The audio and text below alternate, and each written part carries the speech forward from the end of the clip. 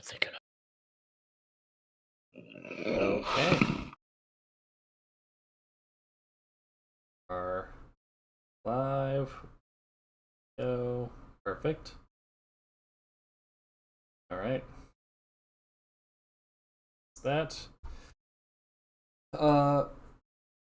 Yeah.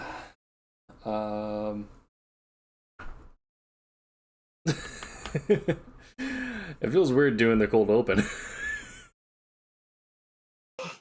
Because normally we're talking about something else before I even get into it. Oh. Yeah. So. Anyway, yeah. I guess we'll start out. Brooke, how have you been doing before we get into everything? How's life outside the political sphere been for you? So I can really see that. There's a bit so focused on LA right now. Yeah. I am truly terrified and I'm furious, but besides all that, like, fine overall. Yeah. I've got some exciting stuff coming. I'm going to my trip soon. I kind of forgot where I'm staying for that. Nice. But yeah, been trying out demos for stuff. Yeah, have you tried out Jump Ship at all yet? I haven't had a chance to. Not really at all. So I think so much on the tractor. So I'm going to close the window for a sec. But yeah, I know I need to get Jump Ship installed. I have to see if it runs on Proton, since my main machine is Linux now, but if it does, that'd be great. Sorry about that. You're right. No, I'm not, sadly, yet. I want to. I put it up just to have it like in my, listing, right? Yeah. But I'm not asking people to try it yet. I'm trying to try that. I did play Dispatch. Okay. Now it's a lot of fun. Yeah. I like story games. I kind of like the idea of this character that is at a call, basically being an operator for a superhero team for answering rescue calls and sending people to certain areas. Yeah. The 20 minutes I did, I actually, it's had a hook. I like the hook. It got me in. Okay. The 20 minutes I had with those characters, I'm like, yeah, you know what? Heck, I want to see the rest of this. That's fair. So Yeah. it's out some in the undetermined point of this year. So Okay. it's now on the top of my wish list. That's good. And the ship I'll try and Wildgate. A friend got me to try, and I really liked it with the beta before, and new beta's up, so I'm gonna try that too. Okay. Yeah. And then there's a few other stuff I think I downloaded for demos, but nothing that crazy. Yeah. I was hoping that that the Invincible game would get a demo, but no. Since Invincible got seemed like from the Killer Instincts team. Yeah. Combat. Okay. Oh. Yeah. Sorry, What about you? I mean, yeah, I've been good. I was enjoying Splitgate, and then the devs went fucking insane. What happened? There's been shit talking like their own fans online, and then also the guy wore like a very Trumpy hat to the Summer Game Fest, so it was kind of not cool. Wait, what? Yeah, he wore a "Make FPS Great Again" hat. What? Yeah. The fuck? Yeah.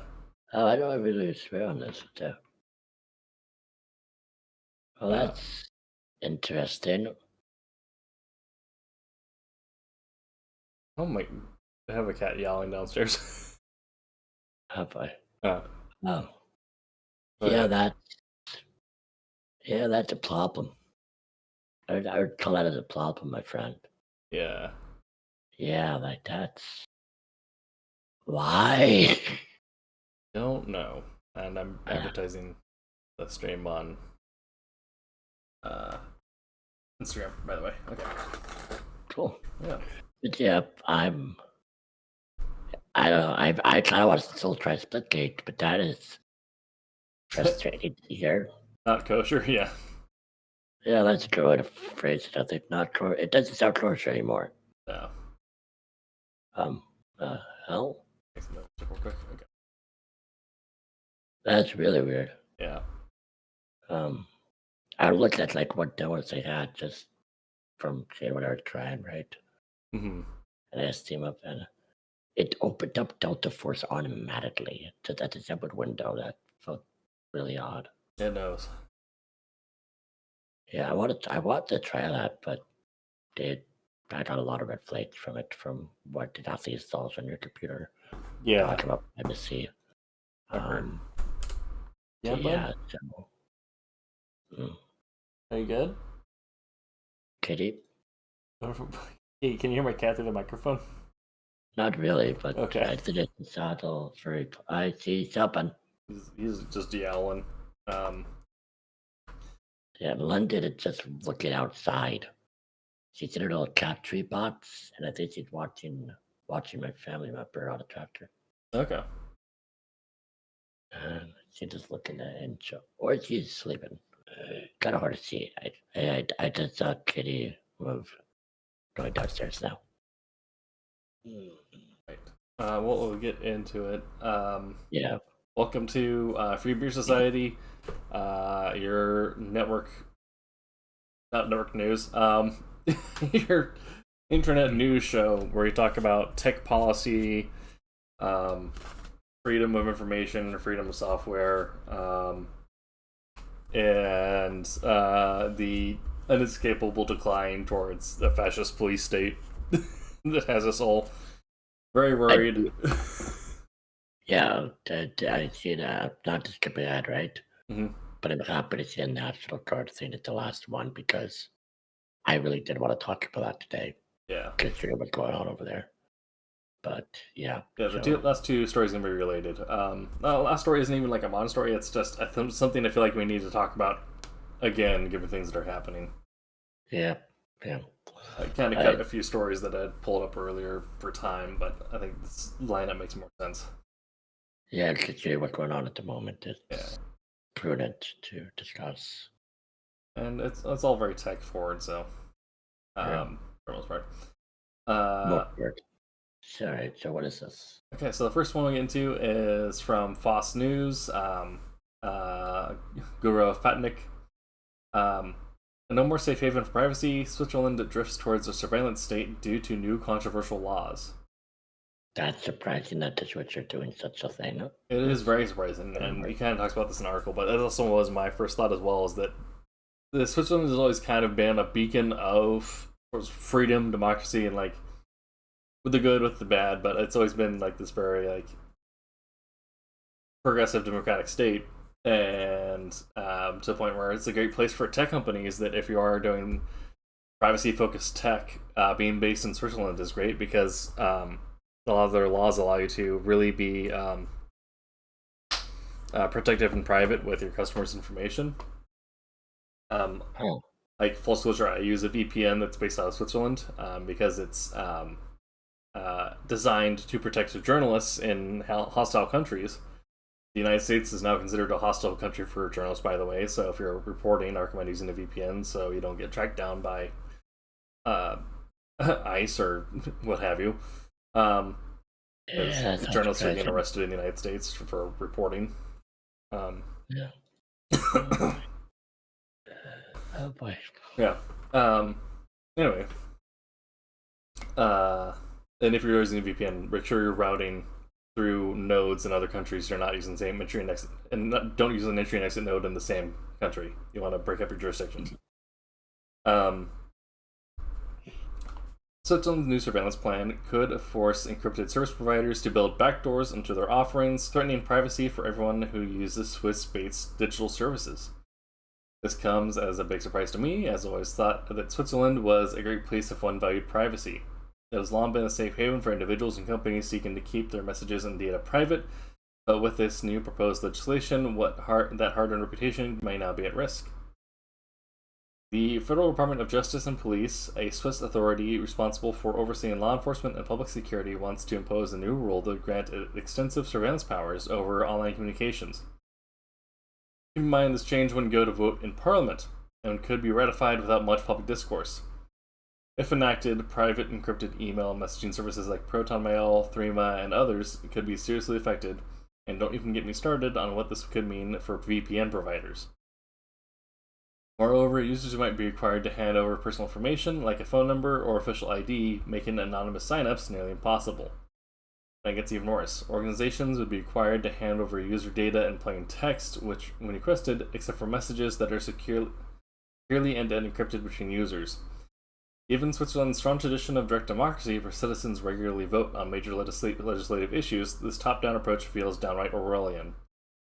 I'm not the only one concerned. Privacy-focused companies like Tuta have spoken out against the proposal, warning that it could undermine the security for everyone. I believe it's essential that we spread the word and push back against such measures that threaten people's right to privacy.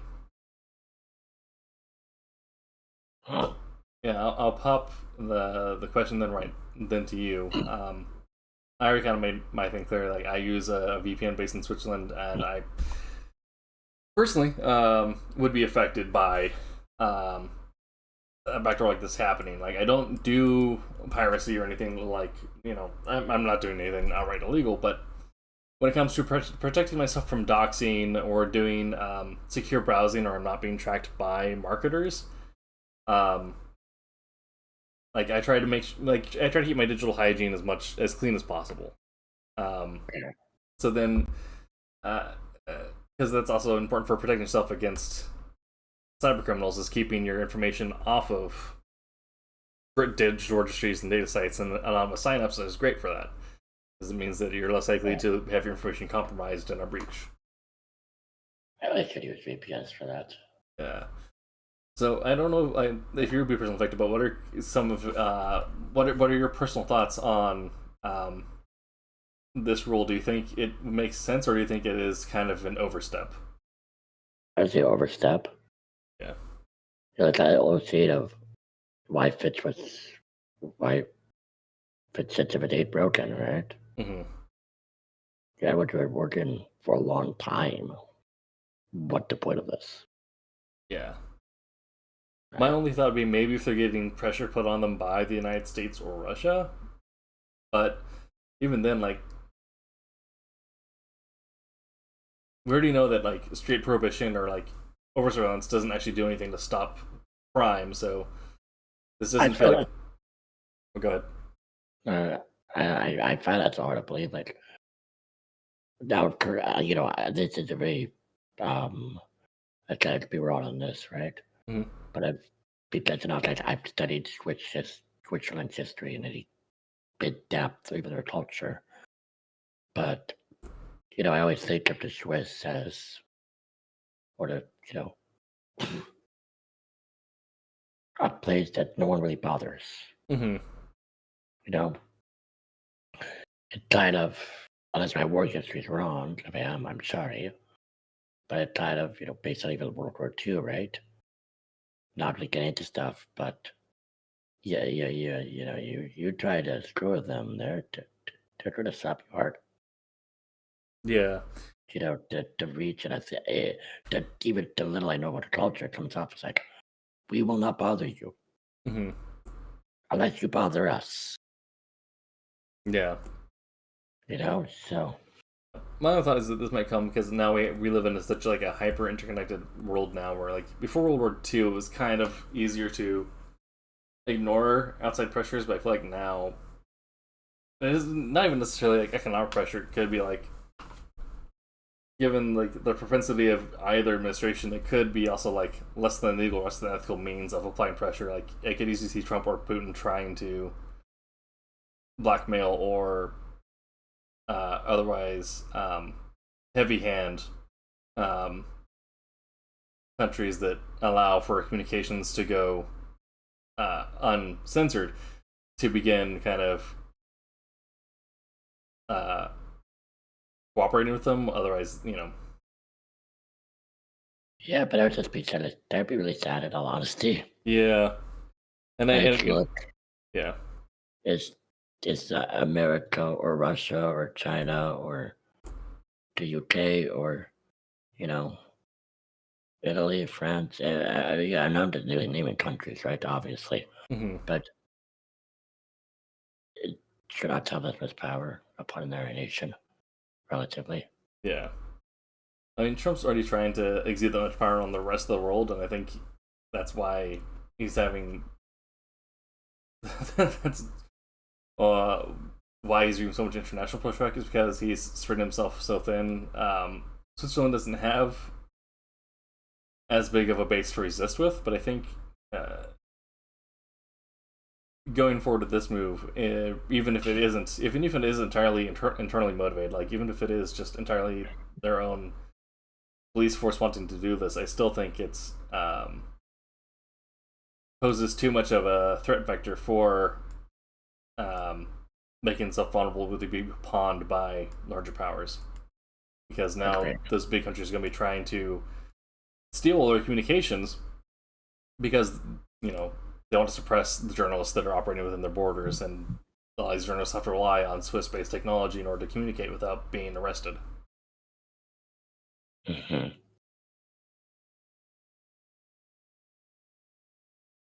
Yeah.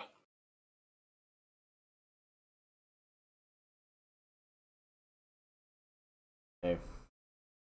Next story up on the block is interesting and ongoing. Um, but Oh, the breakup. yeah, the breakup. Also, oh my, this spray tan in this picture is so fucking bad. Oh my god. Well, he is orange. He is very, very orange in that photo. He is, and then you just have like very clear like white lines on like the sides of his face and his lips. Like it looks like he just like took a bunch of like Cheeto powder and like dusted his face with it. I really don't get the whole orange face thing, by the way. That's because he wants to look tan and youthful, but all he looks is fucking He looks, he looks like a rotten pumpkin. yeah. How did he not see that? Because in his mind, he's the greatest thing since sliced bread. He is 100% a egotistical like egomaniac, and Hey, nothing but a sliced bread. anyway, from Shannon Bond at NPR. This isn't the most up to date. This is from June 5th, so there might be updates at the end here. But this is from bromance to break up how Elon Musk and how Elon Musk and Donald Trump blew up. So we've been following the. God, let's get into it. Elon Musk and President Trump's very public romance is going through a very public breakup. On Thursday, their disagreements over the Republican mega bill advancing most of Trump's biggest domestic policy priorities erupted into personal attacks, with the two men using their respective social media platforms to hurl insults. After Trump threatened on Truth Social to cut off billions of dollars in federal subsidies and contracts to Musk companies, which includes Tesla and SpaceX, Musk claimed without evidence that Trump appears in government documents about convicted sex trafficker Jeffrey Epstein. That is the real reason they have not been made public, Musk claimed. The White House declined to comment on Musk's accusation. The blow-up marks the end of an alliance between the president and the billionaire that lasted far longer than many observers expected. After donating to Democrats for years, Musk emerged in 2024 as the biggest Republican political donor, pouring nearly $300 million into backing Trump. He quickly became one of the most visible members of the president's inner circle, appearing with Trump in the Oval Office, at cabinet meetings, and leading the Department of Government Efficiency. In February, Musk posted on X, "I love at real Donald Trump as much as a straight man can love another man." And then they go into the history of it all,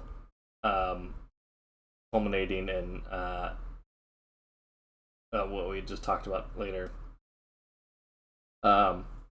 Again, we'll just cut to the most recent ones. May 2025, Musk announced that he was leaving government, citing the end of his scheduled time as the special government employee. At the final Oval Office press conference, Trump praised Musk as one of the greatest business leaders and innovators the world has ever produced. Days later, Musk began railing against the so-called Big Beautiful Bill, saying it would drive up the federal budget deficit and undo the cost-cutting work of Doge. Again, the cost-cutting that actually ended up adding money to the deficit. June 5th, 2025. Snipping escalated into all-out war between billionaire and the president. Trump posted on Truth social site, "Elon was wearing thin. I asked him to leave. I took away his EV mandate It took away his EV mandate that forced everyone to buy electric cars and nobody else wanted, that he knew for months he was going to do, and he just went crazy. Musk shot back in a torrent of posts on X. Without me, Trump would have lost the election. Dems would control the House, and Republicans would be 51 to 49 in the Senate, Musk wrote. He also reposted a call for Trump to be impeached, writing simply yes. Well, I requested him seeing, because we talked about this a little before, him see without him, Trump would have lost. And Trump said he said to Elon to check certain things, right? Yeah. Should I put him to question again? Did he rich something? I feel like it's very possible. And I don't know if we'll get a confession out of this, but I feel like they're just two deranged men getting even more deranged, so he might get a confession to something in the future. But I think, if nothing else, I think Elon's politicking, even if it was, entirely above board, Elon's donations and his ability to get kind of centrist tech bros on the Trump side did a lot for Trump. That without Elon, I agree that Trump probably would have lost without Elon pulling kind of more of the sort of dumb tech bros in the center, the guys who aren't really more focused on studying crypto than they are about looking up political theory. That's a good point. I think that's much more logical. Yeah. But I mean, he very, very realistically could have rigged something. But I think also it's funny that him posting about Trump being the Epstein files when we already have photos of Trump with Epstein and Epstein writing about how great Trump is. So look, I would say one thing that this is very good drama and entertainment. It's insane that this is happening with two of the most powerful people on Earth. I feel like this is like you read like ancient history about like Roman emperors that or Roman senators that just hated each other and like just used the forum for their drama. And like, oh, it's just history repeating itself. Yeah, human nature seems, but no, look, Elon was Marine. Surely that good that he's out of the administration. Mm-hmm. That's a big blessing. Yeah. And not like you were controlling Trump in any way. So. Right. I mean, it's also with him now wanting Trump to be impeached. I do think we see Elon swing Democrat again after this. Yeah, but I'm going to trust him as a Democrat. Sure. I mean, he very clearly has no scruples, so I doubt he actually has any convictions that he stands by, but... Like, a part of me wants to say, what we're seeing right now also from the administration is this Trump trying to show he's a big, strong, powerful man after Elon leaving, right? Yeah. But I'm also like, no, he's threatened to do the stuff months ago. That maybe it's happening at this moment because of a little bit of this bullshit. Yeah. But it's at whatever. At the maximum, it is accelerated a timeline a tiny bit. Right. What's wrong right now would have happened anyway. Yeah. Elon leaving right now, and what the administration had chosen to do the last few days, it would have happened. So, still. Yeah. Most likely. And this is where I get, like, maximum level tinfoil hat. Go on. With how badly Elon's value and reputation was damaged by this, and the fact that like his companies are now like running deficits on their public and their stock value because of public perception with the administration. Do we think this is somehow orchestrated in a way to gain a level of sympathy boosting in his value? Maybe. I would have put it past them. Right. But yeah, this is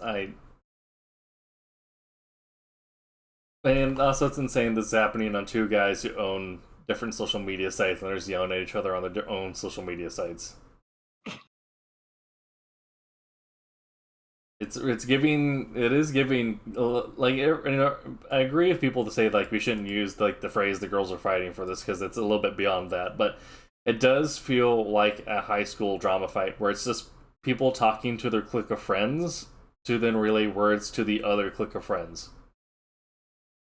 Where I'm not going to actually yell at you. I'm just going to yell to my friends, and then my friends are going to talk to your friends. Then your friends will talk to you. Yeah, well, it's childish, but well, Yeah. is it surprising? No. Obvious, exactly. Yeah. Yeah. It's more so absurd than anything. This entire timeline is absurd. It doesn't feel real. Oh yeah. Like I'm happy that administration. You know, I don't really think. Well, there could be more from this. Trump could go even more off the rails because of it, but Yeah. I still kind of think you're going to do all this stuff anyway. So Right. yeah, I think the damage is done for Elon's brand now. Oh, for sure. I think I can't see Elon scraping back to the same level of public life that he had for a while. Absolutely. Yeah, even just like the personal bullying he gets for being bad at games now. Yeah, that's also funny.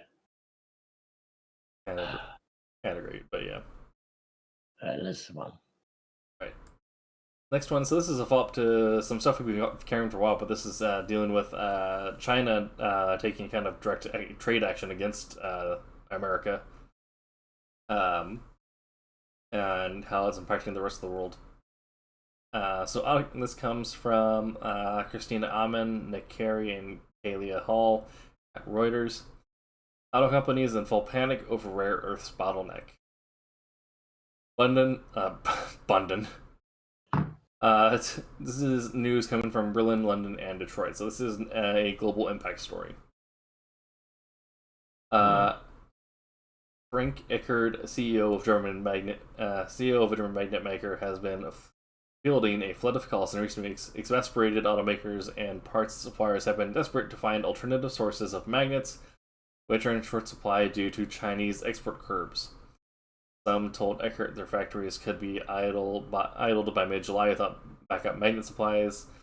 The whole car industry is in full panic, said Eckert, CEO of Anglosphere, based in Troisdorf, Germany.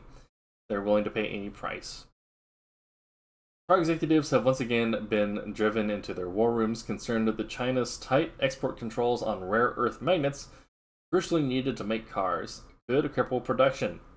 U.S. President Donald Trump said Friday that Chinese President Xi Jinping agreed to let rare earth minerals and magnets flow to the United States. A U.S. trade team is scheduled to meet Chinese counterparts for talks in London on Monday. The industry worries that the rare earth situation could cascade into a third massive supply chain shock in 5 years. The semiconductor shortage wiped away millions of cars from automakers' production plans from roughly 2021 to 2023. Before that, coronavirus pandemic in 2020 shut factories for weeks.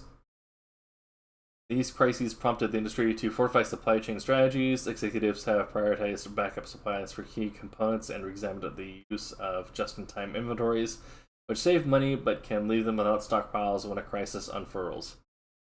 Judging from Eckert's inbound calls, though, nobody has learned from the past, he said. This time, as the rare earths bottlenecks tighten, the industry has few good options, given the extent to which China dominates the market. The fate of automakers' assembly lines has been left to a small team of Chinese bureaucrats as reviews hundreds of applications for export permits. Several European auto supplier plants have already shut down, with more outages coming, said the region's auto supplier association, CLIPA. Sooner or later, this will confront everyone, said CLIPA Secretary General Benjamin Krager. Cars today use rare earth-based motors for components. Then we get context on that. But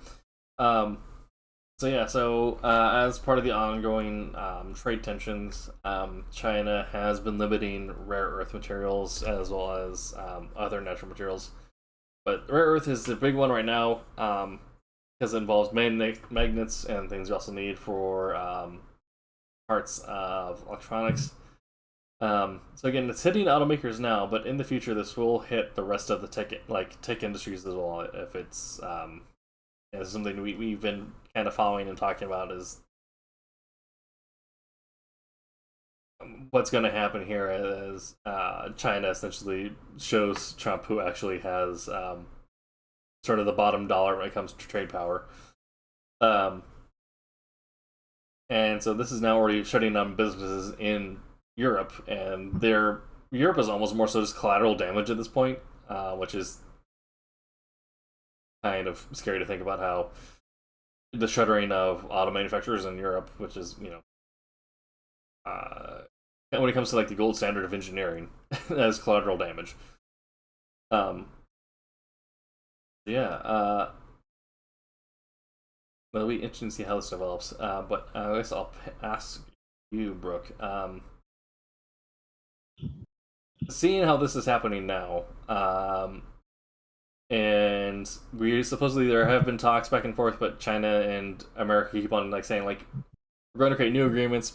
Actually, they're not honoring agreements or going to make new agreements. Like this is like the second or third time we're trying to make a new agreement to figure out our stuff here. But then Trump will throw out more tariffs in the sky, and then Xi will pull back and say, "Well, if you're going to put new tariffs down, I'm going to not trade."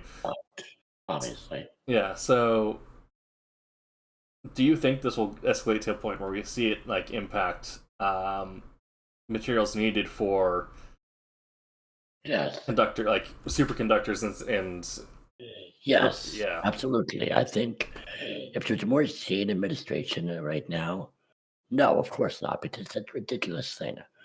You push, I think, you push far enough that you threaten that idea, Mm-hmm. but you don't actually let it happen. Yeah. But this administration is a massive narcissist. He kind of admits he did something wrong. That based on that, it just and it feels like there's no one there that will say no anymore. Mm-hmm. So I don't think someone will go up to him or anyone else in administration saying, "Hey, we can't let it get to this point. That's a problem." Yeah. So yeah, I think it's absolutely, for not absolutely, I think it likely will, actually impact these companies. I think you'll feel an effect. You know, Yeah. And it may sound like we're just a couple dudes online talking out our asses, which in all fairness we are, but they are completely.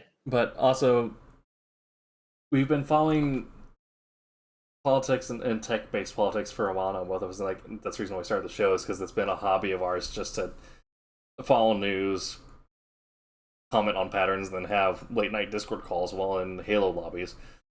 It's just like Yeah, we'd rather talk common stuff. We're just start talking politics. yeah, for sure. And that's that. And I've been following. Like I don't want to say my age, but I remember when Trump first started running, right? Yeah. I started following politics heavily then, less so before. I've been interested in seeing this administration and the evolution of all of this. Yeah. And at this point,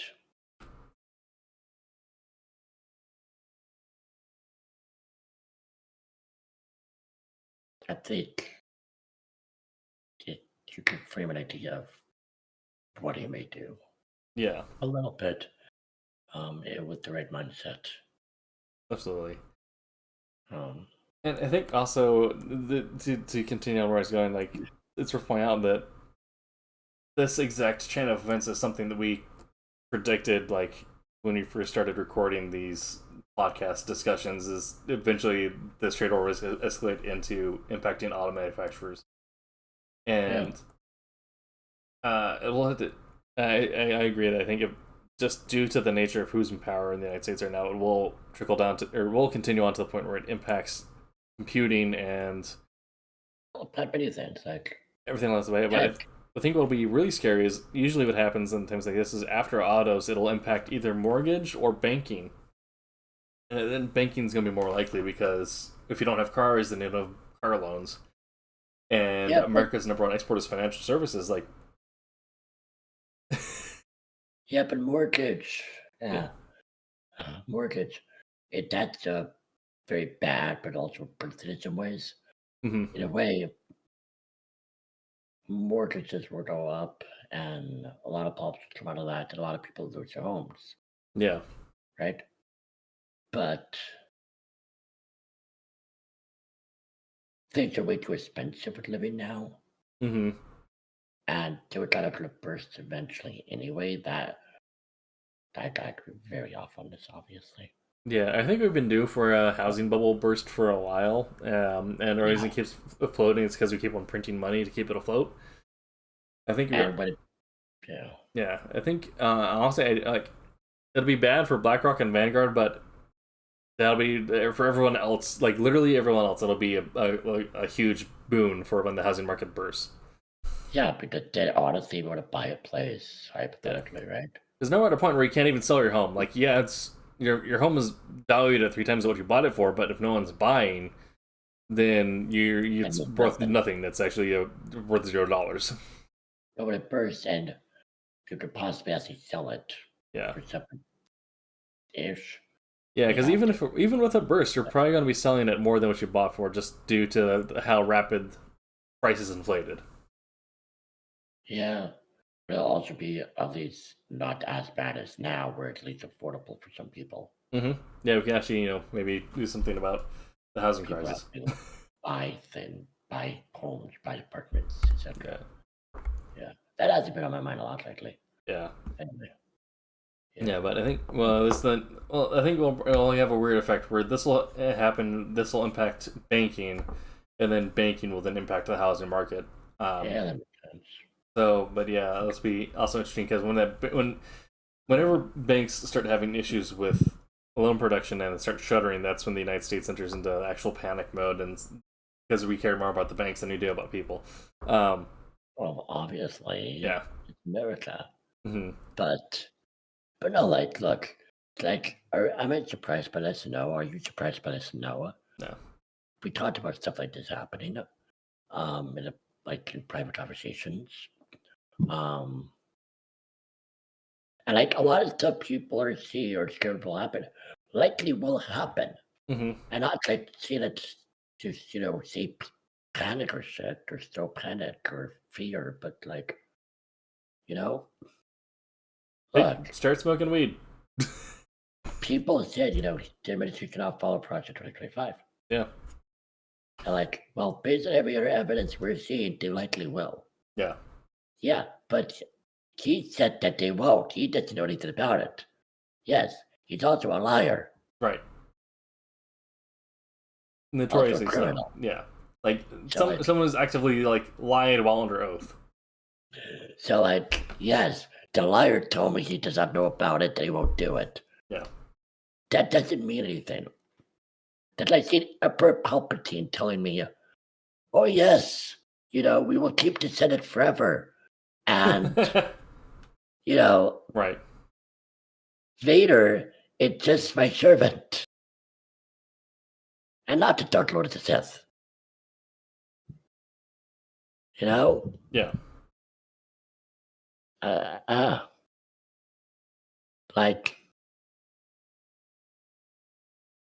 If it was like a duck, if it was like a duck, it's a duck. It's not a chicken. Right. Yeah. If you think it is a chicken, you need your eyes shut. Yeah. And maybe your ears. And that's unfortunately where we are with, I think, I'm not sure what the turnout was, but 52% of the American voting public. Well, no. They are, for that one, 48 realized he looks like a rotted pumpkin. 52% thinks his skin looks normal. Yeah.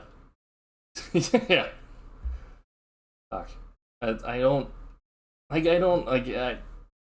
I mean, there's always so much cognitive dissonance that happens when someone actively tries to defend any of Trump's policies and very clearly oh, you're just failing to understand the basics of what you're actually talking about. Or when I was posting memes in January about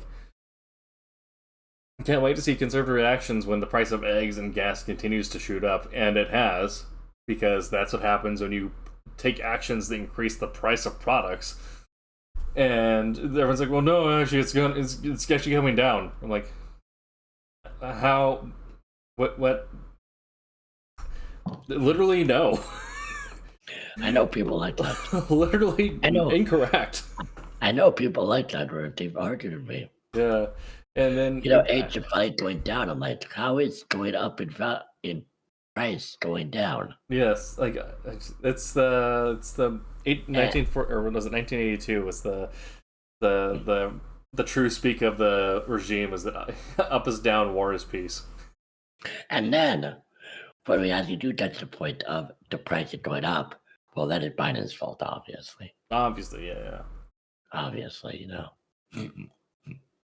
But yeah. But then how much more does necessarily have to think that he actually looks good or looks healthy?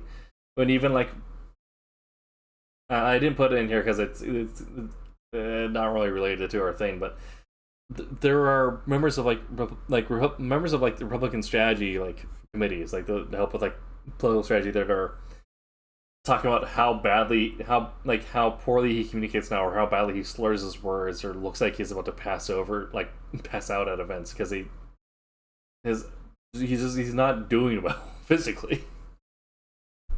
And people say, "Oh, he's the pinnacle of health," or "He's the most fit president we had." I'm like, have you fucking seen Teddy Roosevelt? That's but we should move on to the next topic, because then it will also be a wild talk. Yeah. All right, Tech. Go ahead. All right, so from Jamie Hancock at Tech-Policy.press, tech oligarch imperils democratic information flows. Tech oligarchy imperils democratic information flows. Disclaimer: this is part of a series of contributor perspectives and analysis talking about called The Coming Age of Tech Joiners and the Challenge to Democracy. And so anyone who wants to contribute can, but this is part of a series of perspectives. Today's tech billionaires are capable of disrupting the information supply chains that underpin democracies worldwide. With their extreme wealth, control of information infrastructures, and proximity to political power, the billionaire owners of big tech companies can shape the information ecosystems that democracies depend on to make decisions. In a recent Demos report, we examined the risks facing the UK's information supply chains. This article draws on the report to explore how the tech oligarchy systematically exerts power over democracies. I didn't get any water before we went live. Democracies' information ecosystems, and what democracies can do to push back.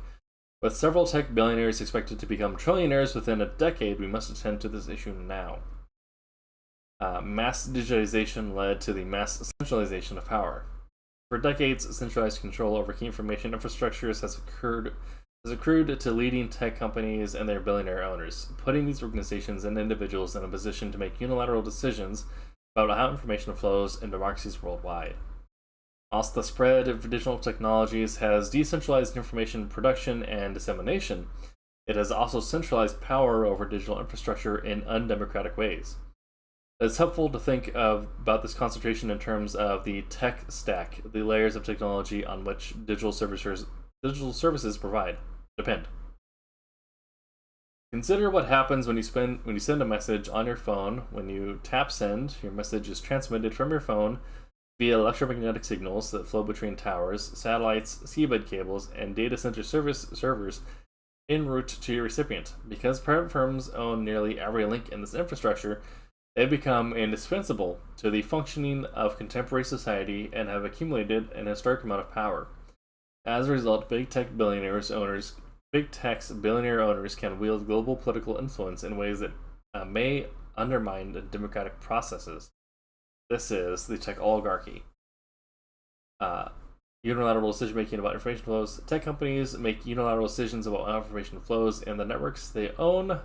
When they do, they shape the information available to citizens and officials, influencing their views and choices. This means that tech companies may affect democratic discourses and systems profoundly. In some cases, companies' decisions appear to have been made directly by their owners and may have been made with political motives. Meta's content moderation policies provide a useful illustration. In early 2025, Meta announced major changes to its rules on acceptable speech on its platforms, including alterations to Meta's hateful conduct policy. Meta founder and CEO Mark Zuckerberg said the decision was a response to the cultural tipping point of the re-election of US President Donald Trump. Leaked documents suggested that new rules would allow users to post discriminatory language about immigrants, LGBTQ+ people, and other minority communities. Meta also announced it was ending its third-party fact-checking program in the US and introducing a community notes-based moderation system similar to X. These policy changes demonstrate how platform owners can shape the information available among their services provide according to their own political agendas.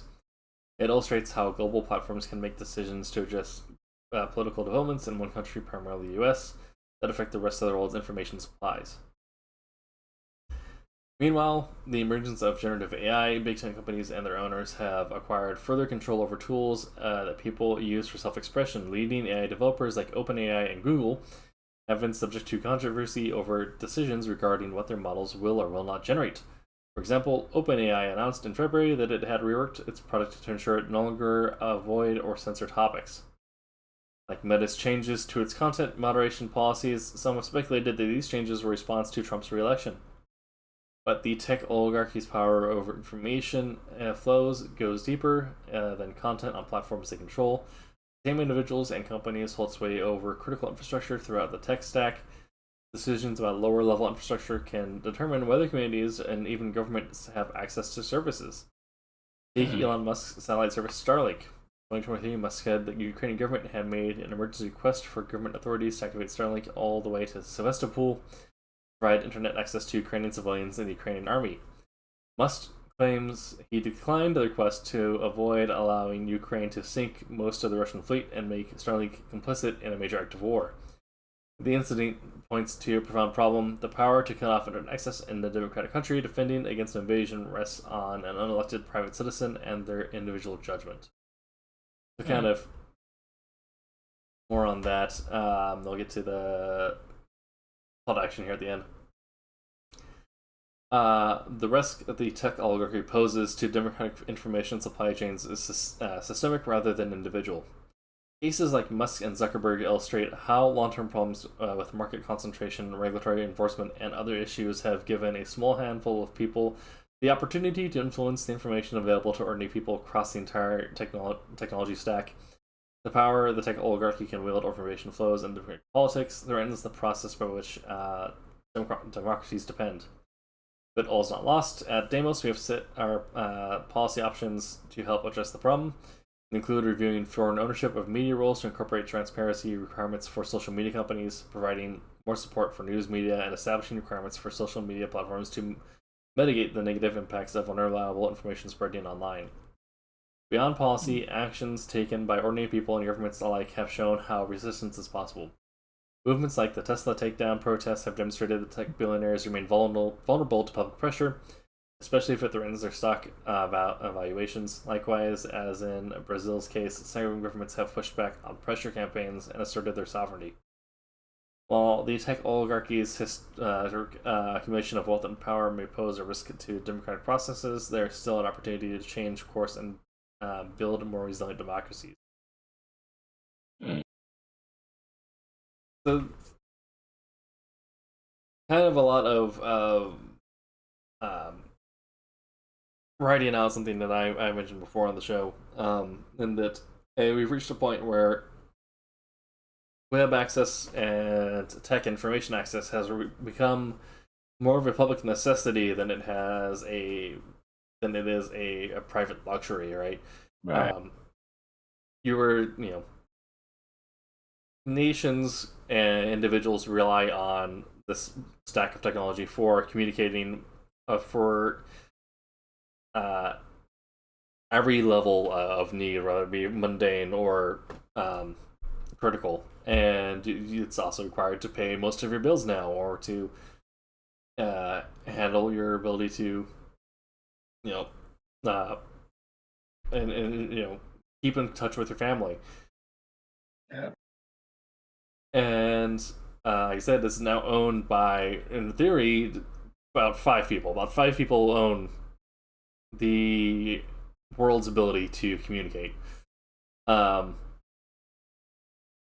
And some of this plays in part with companies trying to favor Curry by allowing hate speech and hate crimes to not be excusable because they're trying to curry favor with a new regime, or individuals like Musk who will essentially play kingmaker by deciding who they will or will not give their toys to.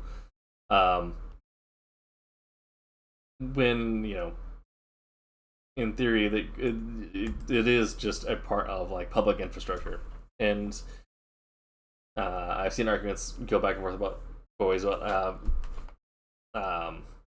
nationalizing broadband or nationalizing spectrum, right? About the idea of making spectrum access a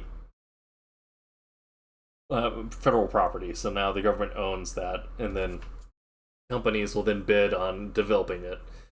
And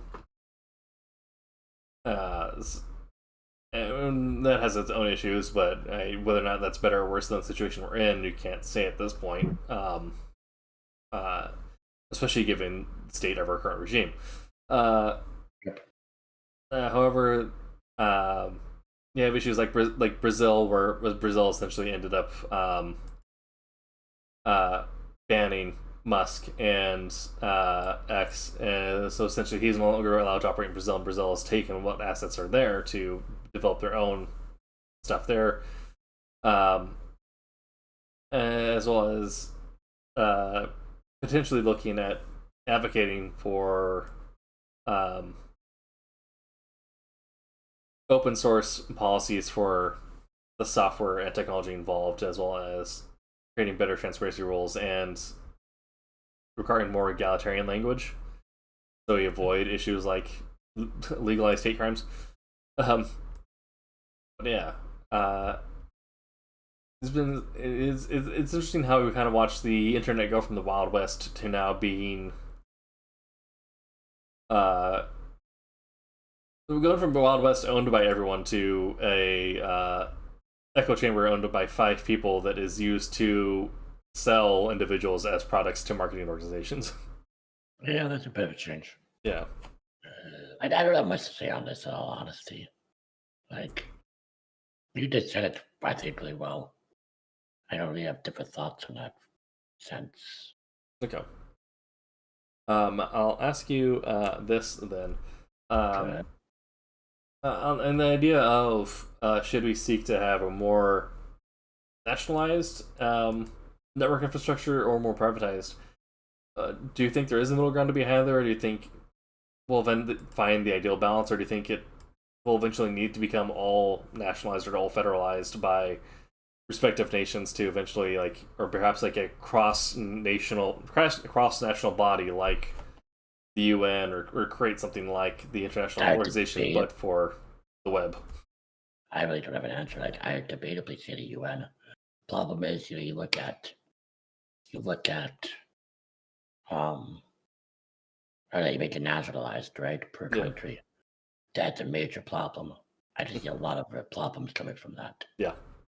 And obviously, a country being socialist, democratic, communist, authoritarian, a country can flip on a dime, as we know, Mm-hmm. Many not say that all those things are good or equal in whatever, right? The point is, whatever your republic, your democracy, you are, whatever you are, it can flip. It can change. We see this throughout history. So, okay, look at Italy. I just saw something on what I don't see it is very much growing into an authoritarian regime. Like, Italy's not going to replace the things. So, Italy from 10 years ago, I think, would have, if it did it to them in their region, it would be very different than now. Yeah. Obviously. Or look at the Trump regime, like Trump administration. Or imagine if internet was alive during 1930s Germany, and then Hitler came in, right? You can't tell me they would not have changed since. Mm-hmm. Like, so I don't think that nationalizing it is really any better. Right. Debatably.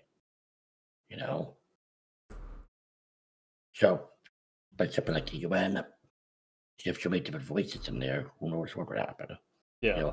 look at the World Security Council, Mhm. and when something has to happen, if you have 9 of the 10 of them and say yes, and one person vetoes it, then that does not happen.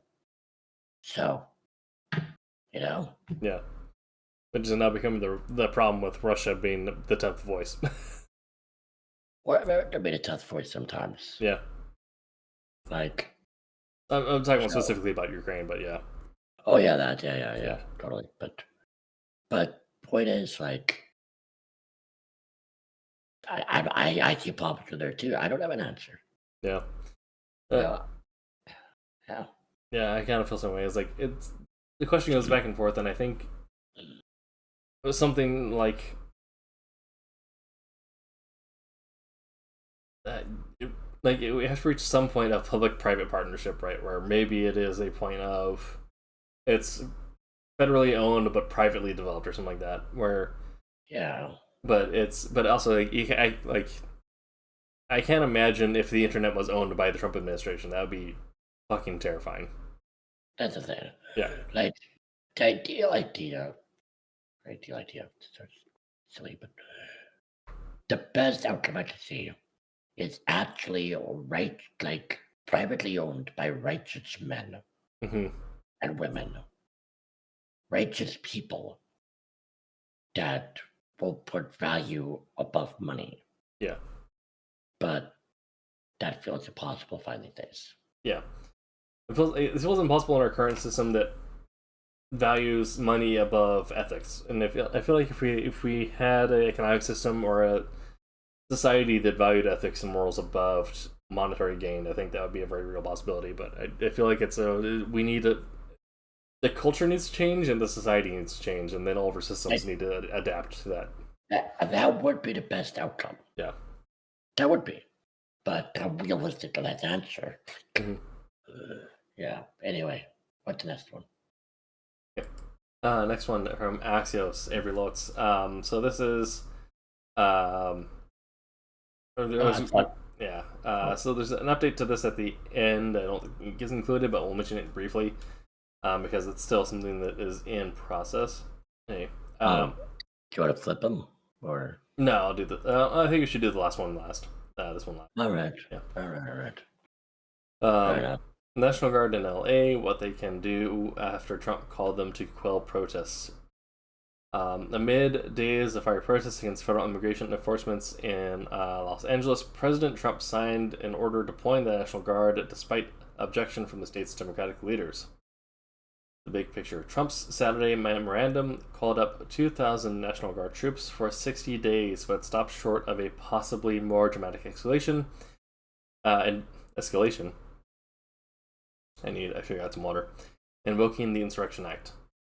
The demonstrations again have pitted Trump against Governor Gavin Newsom, one of the president's top foes, who has called the deployment of troops in the LA area unlawful and a serious breach of state sovereignty. Newsom said the state would sue the Trump administration over its deployment of the National Guard, calling it an unconstitutional act in an interview with MSNBC. As of Sunday, dozens of people have been arrested amid the unrest that was becoming increasingly worse and more violent, LAPD officials said. I have a lot to say about a lot of this, but yeah. Trump's presidential memorandum federalizing troops cited 10 USC 1246, a provision that allows the president to call on members of a state's National Guard whenever, among other situations, there a rebellion or the president is unable to, with regular forces, to execute the law of the United States. The White House's memorandum said that due to the extent that protests directly inhibit the execution of the laws, they constitute a rebellion. It marks the first time in some 6 decades, dating back to the Civil Rights Movement, that the president has activated a state's National Guard without the state governors requesting it. The Brennan Center for Justices Elizabeth Godin told the New York Times. Around 300 members of the California Army National Guard's 79th Infantry Brigade combat team had deployed throughout the greater LA area as of Sunday. The president tasked units with temporarily protecting ICE and other personnel performing federal functions and to protect federal property. He also authorized Hegseth to use regular troops as necessary to augment the protection of federal functions and property. Steve Vladeck, a law professor at the Georgetown University Law Center, wrote in his analysis of Trump's memorandum that the National Guard will have limited enforcement capabilities and will not be able to engage in ordinary law enforcement activity. This provision provides no additional substantive authority that the federal government did not already possess, he wrote, pointing to a law that bars federal troops from engaging in civilian law enforcement except when authorized. The Posse Comitatus Act, which is more than 140 years old, was originally passed to ensure the federal military wouldn't be used to intervene in establishing Jim Crow after Reconstruction per the Brennan Center. A Posse Comitatus in American law is a group of people mobilized by the sheriff to stifle lawlessness and means the power of the country. In practice, that means federal military personnel cannot participate in civilian law enforcement, though there are statutory exceptions according to the Brennan Center. When Guard members are called into federal service, they become part of the federal armed forces and are thereby covered by the Act. Will Trump invoke the Insurrection Act? The Insurrection Act allows the primary exception of the Posse Comitatus Act, allowing the president to deploy military members for civilian law enforcement. According to the Brennan Center, there are 3 sections of the Act covering different situations in which troops can be deployed, 2 of which do not require request from the affected state and permit deployment even against the state's wishes. Yes, but the Act has been invoked at several points in American history, most recently in 1992. In that case, President George H.W. Bush responded to requests for aid from California officials amid civil unrest prompted by the acquittal of 4 white police officers who were filmed beating a black motorist, Rodney King. By saying, Trump in his first term flirted with the idea of using the U.S. military for domestic law enforcement and crush protests, and ahead of his second term, he seemingly continued to lean in. Trump said he'd deploy U.S. military if a city or state refuses to take actions necessary to defend the life and property of the residents during nationwide protest in 2020 sparked by the murder of George Floyd. While watching, U.S. Northern Command said in a Sunday statement some 500 Marines are also prepared to deploy if necessary, a move Defense Secretary Pete Hegseth previously floated. Trump asked by reporters Sunday if he was prepared to invoke the Insurrection Act, replied that it depends on whether or not there's an insurrection. So we do have the update there at the end, which is that Marines are on. Potentially, Marines could be deployed to the United States, which is also right. So unconstitutional. There's a part out of date. So he has ordered Marines, from my understanding at this point, and they're sending about 700 something Marines over to LA.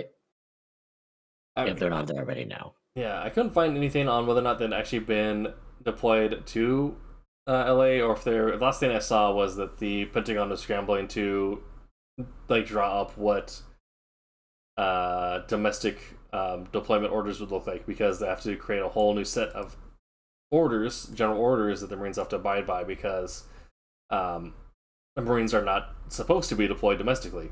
No. And so. Yeah, 6 hours ago, it sounds like they were trying to deploy the Marines. Mm-hmm. Yeah. That is highly illegal. U.S. Armed Forces, being Marines, I guess also Space Force now, but Marines, Navy, Air Force, Army cannot be used against citizens. Yeah. Period. And that's second of all. Yeah. Go ahead. I saying that's kind of where, because of the Posse Comitatus Act, and so there is a point where they could try to figure out the Insurrection Act, but right now they're operating outside of what's actually governed by the Insurrection Act. So, so they'll need to find some way to invoke it. They're doing that partly. Yeah, or because, and that would require an official government sanctioned action, but if he just deploys them without actually invoking the Insurrection Act, then it is just Posse Comitatus, and then it is another look, impeachable, but also impeachable where the status quo for punishment at that point would be execution, because it'd be considered treason. Yeah, and that's not surprising. Yeah. But, all right. I'm not fully clear if it's actually called Insurrection Act, but we knew he deployed national guardsmen there. Mm-hmm. Now, I think there's nothing in here going on right now that justifies the Insurrection Act actually happening. Right. LAPD and the governor and the mayor, so the LAPD, the mayor of LA, and the governor of state all said, we do not need federal forces. Mm-hmm. We can handle it ourselves. It is mostly peaceful. It's fine. We do not need a national guard.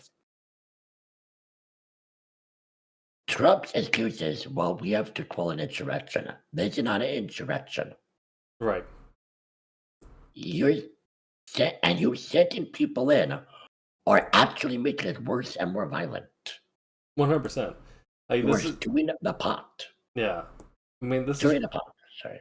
yeah. I mean, this is already like Trump already created this mess in the first place, and now he's just adding more fire to it, and it feels like it's a scapegoat to create. He's wanting to create a precedent for then using the military in future domestic issues, such as him not being eligible for a third election. Oh, that's exactly it. Yeah. Because look, I've seen something, right? Someone saying, I think the mayor of LA saying this is a testing ground. Yeah. Familiar with the Purge movies? Oh yeah. Yeah. Remember that film where it showed the first Purge, where it was kind of an experiment to see Mm-hmm. if they could get away with it? Now it doesn't feel like a tiny bit. 100%. Yeah. Let's do it, see what we can do, and how well it works. And then guess what? They'll want to do it again, and again, and again. Mm-hmm. If something big does not happen very soon, he will do this in New York. He will do this to DC. He will do this to Oregon. He will do this to Washington. He'll do this to any damn state that has protests against this bullshit. Yeah. And he won't care what anyone says. He won't care what the Pentagon says or Congress or anyone. And look, I respect the service members. And I'm grateful to them all the time. But I'm sorry, this is just a legal order. Yeah. And there's already been, I've seen a lot of people sharing whistleblower lines that if you are a service member who's being asked to do this, you can call your lawyer to protect you because you're denying an unlawful order, but also you can also participate in taking legal action against any members of the chain of command that are encouraging you to do so. But I am very furious. I am furious of, look, the people actually cause you destruction, and there are people doing that right now. You're playing into his hand. Stop it. Mm-hmm. You're doing what he wants. That's not going to help. No. Second of all, I'm furious with Congress.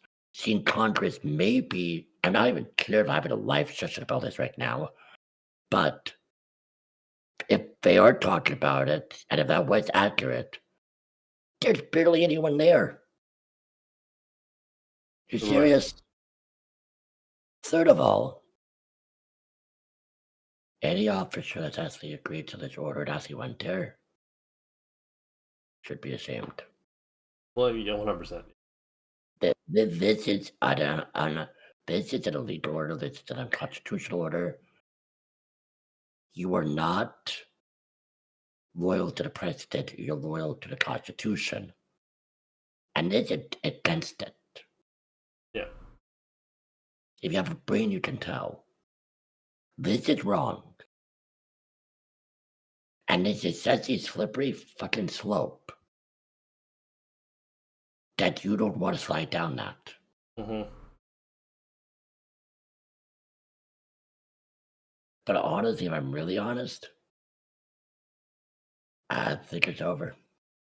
I think this is the moment Not we always had our moments, but it's just this will be in history books of a big swing, you know? I mean, it's the same thing like we've seen like in every rise of a fascist dictator, right? I mean, going only back to Caesar and the crossing of the Rubicon, when you deploy the military at home is when you have officially like killed off representative democracy or killed off freedom. The crossing the Rubicon in Rome, it was Hitler marching the Wehrmacht on the Reichstag. It would like we've reached the point where like if he's able to do this without any big problems, right? Yeah. You know, then yes, I think. Now, do I think he'll be alive in 4 years for the next term? Right. No. Consider yourself, like you said, people. That is not the pinnacle of human being. Yeah. That is an old, unhealthy, fat, orange idiot that could croak any day now. But he's not the only one. Yeah. That's the problem. And I don't think he's the worst one, Yeah. too. And we'll have to see if JD Vance can cobble a thought together while he's submerged in his vats of baby oil, but yeah. But the minute I know what I'm saying here, mostly it's like him dying does not mean that this magically stops. The terrestrial nation is gone, but also this snowball that is rolling down a hill now will not stop. You know, I saw two things just from news. I think one interview with Bernie Sanders, right? That I did get to listen to. Just I saw a headline and but I would think it's true. I'm not sure. And then I saw an interview that some civilian being interviewed by a reporter in LA, right? Yeah. And he got. I think the reporter asked him. Basil, you know what? I have it on my. I put it somewhere. 1 second. Let me grab this. Sure. Tasted a little tear gas. Tasted like fascism. Yeah. What's it response to being tear gassed? And Bernie had a very dangerous statement of I really want to listen to this later, but at this point we either head down toward fascism or civil war. Yeah.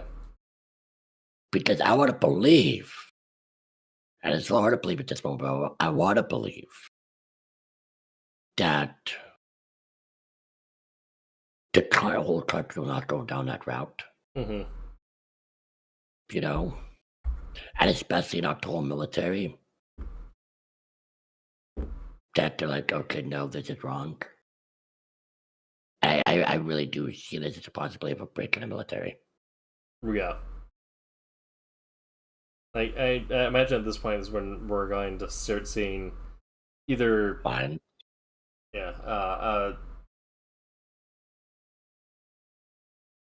a mass break off where depending on whether or not it's just people like giving up their commissions or if it's actually like groups refusing orders and taking direct action, we're due to see some sort of response from the military on whether or not they actually view him as a valid and legitimate commander-in-chief. Mark my words right now, considering what's going on, I guarantee you there are conversations happening at this moment within the military. There has to be. Of what is happening. And if we get an order like this, or if he does whatever, what do we do? Do we just follow it? Like, are you cheering along with this, or are we going to do something? Or do we just say no, or do we do stronger action? You know? And I bet you also, and not just that, I bet you with local political spheres, local governments, police from different states, are all having these conversations right now. They have to be, yeah. This can happen in LA, this can happen anywhere. To this level. The real big one in my mind is that to the Marines, and that is so blatantly unconstitutional that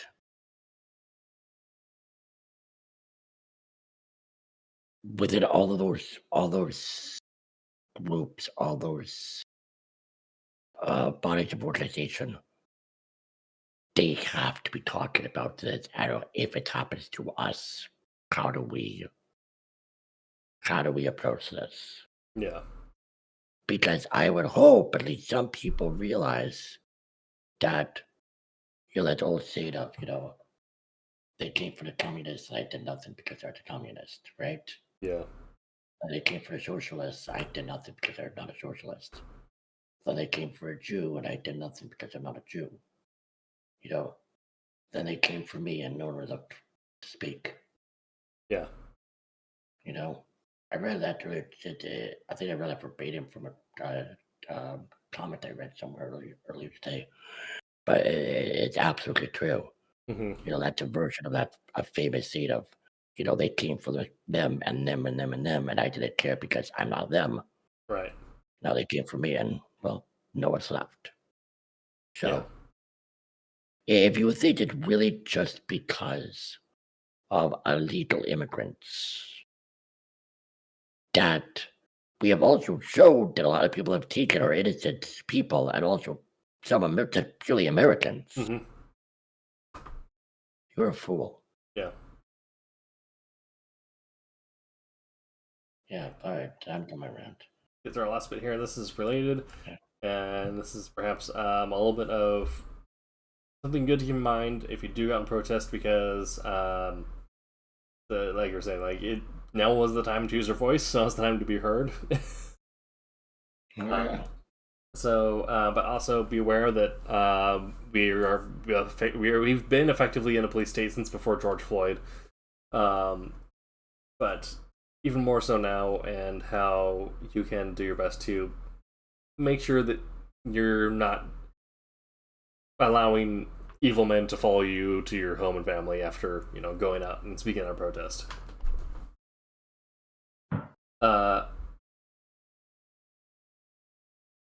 So I'm just going to go ahead into the actual action steps of how you can secure your phone before attending a protest, by Barbara Kasnov and Elia Chaudhry at The Verge, originally published in 2020, but again updated this year. If you can, leave your phone at home. Your phone carries a lot of information about you specifically. When you take it to different locations, it can reveal where you live, where you work, and what protests or demonstrations you've attended. In addition, every app you use collects a certain amount of information and has a detailed log of your activity. So, for example, if you use social networking at a protest, that activity and your social media account get tied to the protest. And if your phone is confiscated during or after that protest, it's possible, according to Electronic Frontier Foundation, that law enforcement could use a forensic tool to try and extract information from your device. If that's a concern, it's better to just avoid carrying all that data with you. If you can, purchase and use a burner phone instead, and only turn it on when you're at the site of the demonstration. Download and use more secure encrypted apps for communication rather than the default text messaging apps on the phone. If you're bringing your own phone, back up your device in case it gets confiscated, and remove all personally identifiable information from your phone. Since that may be difficult, you might want to wipe your phone entirely after you've backed up all your stuff, of course, and add just the app's information you think you'll need. Try to keep your phone off unless you absolutely need it. Use a password rather than the biometrics to secure your data. It's a good idea to change the settings on your phone so that you can't unlock it using your fingerprint or facial recognition. These methods make it easier for someone else to get into your phone, especially if you're there. And law enforcement can legally force people to unlock their phones using their fingerprint or facial recognition. Instead, use a passcode, PIN, or password, which are protected under the Fifth Amendment. Adjust your settings so that you can't see message content in notifications when your phone is locked. At the protest, try not to unlock your phone unless you absolutely have to. If you're taking photos and videos, try to access your camera without unlocking your phone. On Android phone, this varies depending on your model. For example, on Pixel, you can just press the power key twice. On iPhone, you can open the camera from the lock screen by long pressing the camera on the photo right. All that stuff, yeah. Encrypt your device. It's always a good practice to encrypt your personal information, but in the event that your phone is confiscated, stolen, or lost, and you don't want any information leaking you or others to the protests that will fall in the hands of authorities or anyone else. So if you haven't or done so already, now is a good time to secure your device and information. It's quick and easy to access. If you have on Android, go to Settings, Security and Privacy, and more Security and Privacy Encryption and Credentials, Encrypt Phone. As always, this may vary somewhat depending on the phone's manufacturer. For an iPhone, as long as you have passcode up and you see the text data protection is enabled at the bottom of the Face ID and passcode, your information is secure. Turn on airplane mode. Your phone actually gives us a lot of information about you, including where you've been, and not only can those signals be intercepted, but they can be used to locate you and connect you to others. So while you're at a demonstration, you want your phone to communicate as little information about you as possible. Keep your phone off or put it in airplane mode, which turns off cellular data and Wi-Fi by default. This stops cell carriers from knowing where you are based on what cell towers you're connected to. Also protect against any stingray attacks, which is when a device pretends to be a cell tower and collects data, including location, from phones around it. Police have been accused of using stingrays or cell site simulators to collect information about phones. Airplane mode does not disable location services, so it's a good idea to make sure all those services are switched off. On Android, you can toggle it off, blah blah blah. Use guided access or pen your screens. Android and iOS both have features that allow you to access one app while effectively locking the rest of your phone, so you can use that app while keeping the device secure. This is a safer way to post to social media or take photos during a protest, and it's helpful in the event you need to show someone, including law enforcement, something on your phone. And then options how to do that. Secure apps, use a VPN, all that other fun stuff. Other things to keep in mind is that take actions you can to mask your face from facial recognition, whether that is using facial recognition blocking makeup, or even using something as simple as a I forgot the name of it, but essentially bring a scarf that can double as a face mask, or bring one of those hunter's masks that will it's not like a half balaclava that you can hide under your shirt and then pull up over your nose when you need to, because also they are targeting people with masks because they can. And again, you could be at we're at a point where the First Amendment is being violated so frequently of these that you will be there legally just voicing, and you could end up getting yourself brutalized. So take actions to protect yourself. Make sure you are keeping your identity as thin as possible, so you're not taking that same sort of potential rebuttal back home with you. Because people and their families are being physically hurt just for voicing their opinions. No, that's a great idea. I would just go with the burner phone, but that's me. Yeah, I mean the burner phone is like the best option. Like you can get one at like a Walmart or whatever, and get like a $50 phone and a $15 card from Cricket or whatever. You don't need to put your personal information in it. Pay with cash, that whole deal. Obviously, yep. Yeah, and then use apps like Telegram and Signal.